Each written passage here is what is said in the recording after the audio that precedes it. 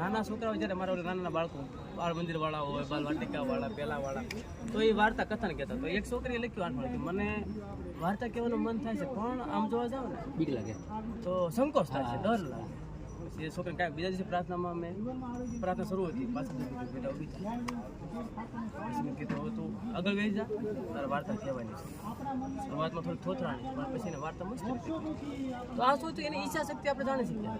એનાથી તો બાળકની અંદર જે પડ્યું છે એની ઈચ્છાઓ આપણે જાણીએ છીએ. અને બીજું બાળક છે લખે છે, મને કાલે શું કહ્યું, ધરપકે લખ્યું છે મને જેઠાલાલ એમાં આ એપિસોડ આ ગયું. હવે એ વસ્તુ ભણાવવામાં આવી હોય ને, એક દીક લખે બમ બમ બોલે એમની મૂવી મને જોવાની મજા આવી કે બમ બમ બોલે છે હું મારે જોયું તો પડે ને. પછી જોયું કે ભાઈ તો આસામની અંદર છે, સરસ મજાની મોટી છે ડુંગરા વિસ્તાર છે, ટેકરીઓ છે ને આસામ. એટલે તો હવે હું સાની વાત ભણાવું છું, પાક ભણાવું. તો હવે આસામનું ઉદાહરણ આપો એટલે લાઈટ થશે કે નહીં, આ બમ બમ બોલે મૂવીનું ઉદાહરણ આપો એટલે લાઈટ થશે ને.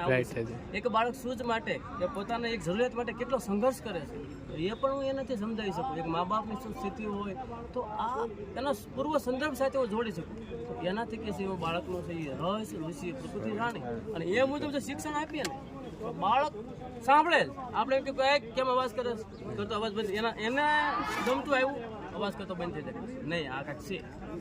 આનાથી આ પોઝિટિવ માઇન્ડસેટ થાય છે બાળકનો, અને બાળકને છે આપણે એની યોગ્યતા મુજબ છે વિકાસ કરી શકીએ છીએ. પછી ઘણી વાર આપણે છે આ બીજું એટલે આના આ જ ભાગની અંદર બુસ્ટ પોઝિટિવ એનર્જીની અંદર છે આપણે બાળકોને છે લીડરશિપ વિકસાવી. એના માટે સંસદ બાળ સંસદ છે, આ ઉપરાંત છે બાળ સંસદને મહિને છે અમારે મિટિંગ બોલવામાં આવે છે, જેમાં બાળકો છે પોતાના પ્રશ્નો રજૂઆત કરે છે. મંત્રીઓના મહામંત્રી આગળ હોય એ બધાને ઓળખે, બધાના પ્રશ્નો જાણે, જરૂરિયાત હોય. કારણ કે કોઈ કેમ કે ભાઈ અમારે છે સાહેબ મધ્યાહનમાં આ રીતના પ્રશ્નો છે તો એનો પણ સોલ્વ કઈ રીતે કરવું, તો એના ત્યાં નિવેદન લખવાનું, હું બાજુમાં બેઠો હોઉં. તો એનાથી શું થાય, લીડરશીપનું ડેવલપમેન્ટ થાય. આ ઉપરાંત મૂલ્ય શિક્ષણની વાત કરીએ, આપણે પ્રાર્થના બાળકો મૂલ્ય શિક્ષણની જે વાત કરતા તો એ મૂલ્ય શિક્ષણ. પછી સંગીત શિક્ષણ, કે ધારો કે અમુક બાળકો છે એ સંગીતમાં છે, કથનમાં છે, લેખન, આપણે ખબર કેમ પડે વાદનમાં છે. પ્રાર્થના મોટું માધ્યમ. પ્રાર્થનામાં આપણે એક વિશેષ પ્રવૃત્તિ 20 મિનિટ જ પ્રાર્થના હોય, મારી પ્રાર્થના શરૂ થઈ જાય 20 મિનિટ લગાવ અને અડધી કલાક ઉપર આવે.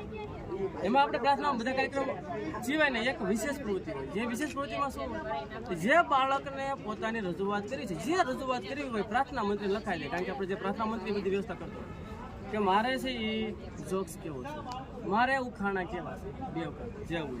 તો એ બાળકે કીધું, એ પછી મને લિસ્ટ આપે, પ્રાર્થના કાર્યક્રમ પૂરો થાય પછી હું બોલાવું કોણ બાળક છે, ચાલો આવી જાઓ.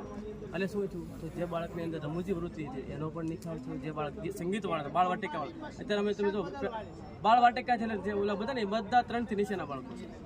તો અત્યારે એ 40% બાળકો અમારે નાના ભૂલકાઓ પણ સામેથી એમ કે છે સાહેબ અમારે છે ને મારા બાળક